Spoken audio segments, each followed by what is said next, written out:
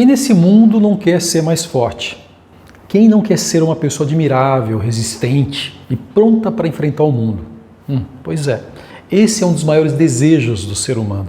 Ser capaz de lidar com os problemas do dia a dia sem se quebrar inteiro no processo. A questão é que no mundo existem dois tipos de pessoas. A pessoa que afeta o mundo e a pessoa que é afetada pelo mundo.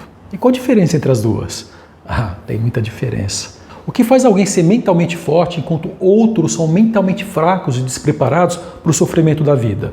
O estoicismo. Já ouviu falar do estoicismo?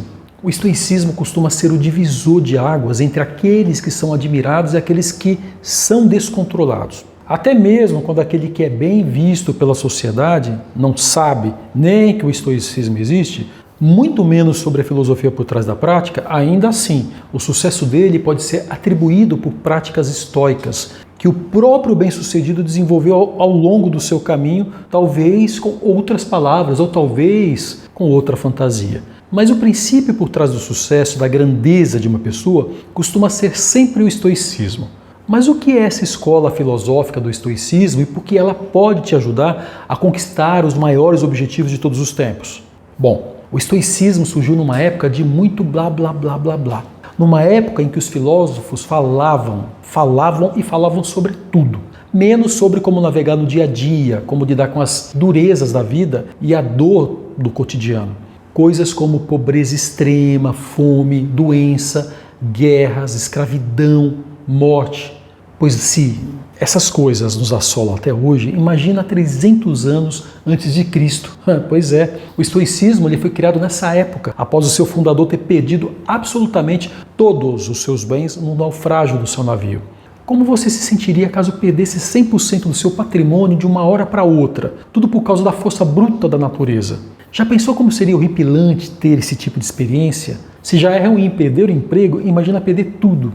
Foi exatamente nessas condições que o estoicismo foi criado, pois com a falta de amparo da filosofia à vida real, que resultou numa tragédia gigantesca para Zenão de Cítio, fundador da escola filosófica estoica por volta de 300 anos antes de Cristo. Ele percebeu a necessidade da criação de algo novo, da criação de um tipo de mentalidade que fosse indomável, inabalável e também longe de qualquer força que não fosse interna. Dessa forma, faça sol, faça chuva, chova sangue, chova uva, casada ou se viúva, nada poderia abalar o estoico ou a estoica. Afinal, eles entendem alguns princípios que permitem resistir aos maiores infortúnios da vida. E seguindo esses princípios, você pode ter a força de um imperador romano, ou então a sagacidade dos homens mais ricos da antiguidade. E até mesmo a força para fazer justiça e viver pelo que considera correto. Para isso, são necessários apenas 4 princípios. Mas quais seriam esses princípios? Olha, o primeiro deles é a sabedoria prática. A sabedoria prática serve justamente para entender e determinar aquilo que é ou não é bom para você. A sabedoria prática pode salvar as pessoas do mau caminho, com drogas, tráfico, violência, só para dar alguns exemplos. A sabedoria prática também pode levar ao esforço, gratificação do trabalho e resultados satisfatórios. O segundo princípio é o seguinte: dar um gostei, se inscrever no canal e clicar no sininho, pois toda quinta, lá pelas 19, temos um vídeo como esse por aqui. Brincadeiras à parte, o segundo princípio é a coragem. A coragem não é apenas algo físico, mas é especialmente moral e ético. É quando você entende que existe algo certo que precisa ser feito e que talvez você seja linchado por causa disso. Mas continua sendo a coisa certa a se fazer. Então você decide agir e falar em prol do bem, mesmo quando as consequências disso possam ter um respaldo negativo em cima de você. É preciso coragem para entrar numa sala com 1 milhão de pessoas e dizer algo que elas não querem ouvir. Não é à toa que o medo de falar em público é um medo tão comum quanto a própria morte. Terceiro princípio, justiça. A justiça determina o que é a coisa certa a se fazer, como tratar questões sociais. E o quarto princípio, temperança. A temperança é aquilo que diz respeito ao equilíbrio e à moderação. No contexto do princípio estoico, quer dizer sob medida, ou seja, não haja de forma desproporcional com as pessoas. No caso da justiça, por exemplo, é preciso punir na medida certa, pois ser justo é buscar o exercício do equilíbrio. Aliás, é o próprio símbolo da justiça. Nada mais, nada menos do que o correto. Agora que você entende os 4 princípios do estoicismo, eu preciso te explicar o fundamento que faz a colagem de tudo isso, que vai costurar toda essa ideia. E não passa de um simples entendimento. Aprender essa lição e viver de acordo com ela irá te salvar de muita dor e sofrimento que você sentiria caso não entendesse isso de alguma forma. A lição é a seguinte: algumas coisas estão no nosso controle, outras coisas não estão no nosso controle. O que você achou dessa ideia? Parece simples, não é?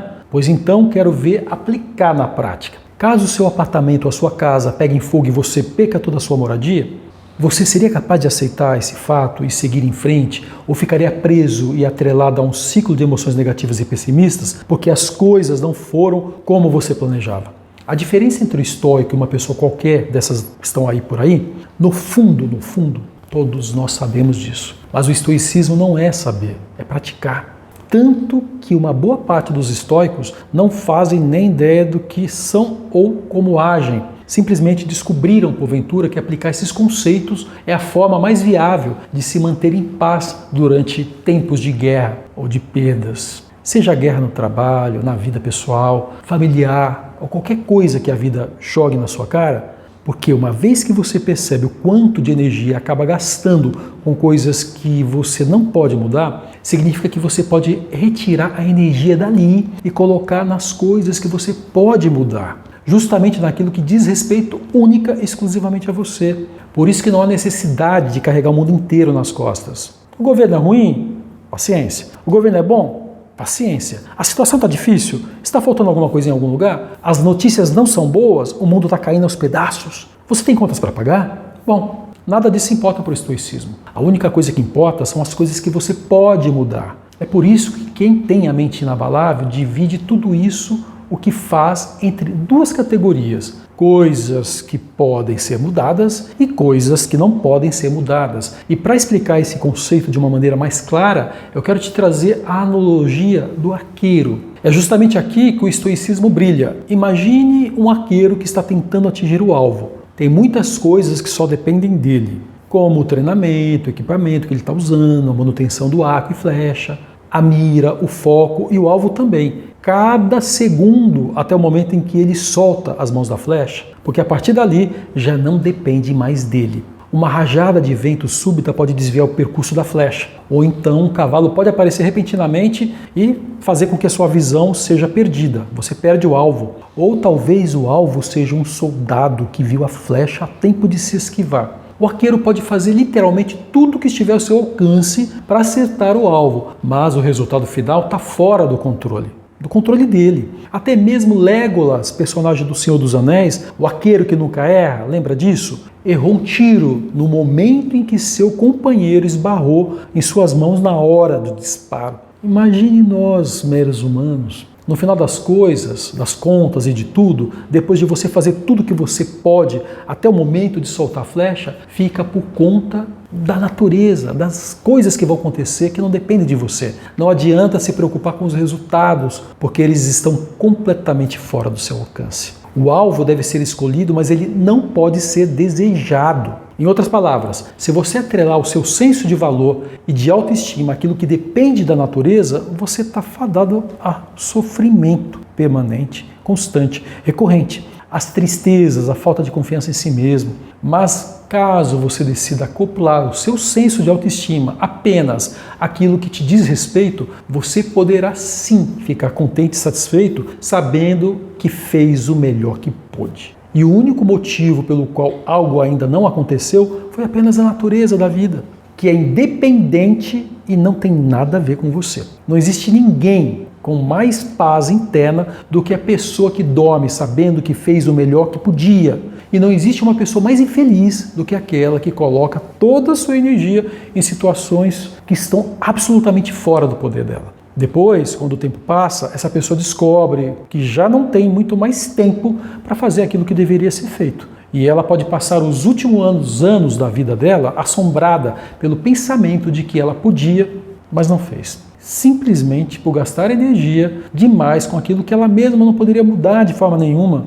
Se passar seus últimos momentos arrependido não é um dos maiores castigos que o ser humano pode ter, eu sinceramente não sei o que é não. Não esqueça de focar nas suas intenções, nos seus objetivos e nos seus esforços. Apenas isso vai importar, apenas isso cabe a você. O resto é com a própria natureza da vida. O alvo é escolhido, mas não desejado. Seu único desejo deve ser o de fazer o melhor que pode. Se você escolher agir assim ao longo da sua vida, você será uma daquelas pessoas admiráveis que viram pilares de força, de referência, quando toda a comunidade ao redor está em ruínas. São as pessoas que fazem o que precisa ser feito. Faça sol ou faça chuva, pois tanto o sol quanto a chuva não depende de você, assim como a sorte e a tragédia. A única coisa que você pode fazer como ser humano é dar o próximo passo. E caso você esteja enfrentando uma luta contra a ansiedade, eu gostaria de te apresentar o Segredos de um Ex-Ansioso. Um e-book que eu escrevi com o intuito de mostrar todas as técnicas que usei para virar a página da ansiedade e viver a vida livre desse transtorno. Se você gostou do vídeo, não se esquece aqui de se inscrever no canal e ativar o sininho. Quinta que vem tem mais lá pelas 19 horas. Eu sou o Everton e vou ficando por aqui. Um grande abraço para você e até semana que vem.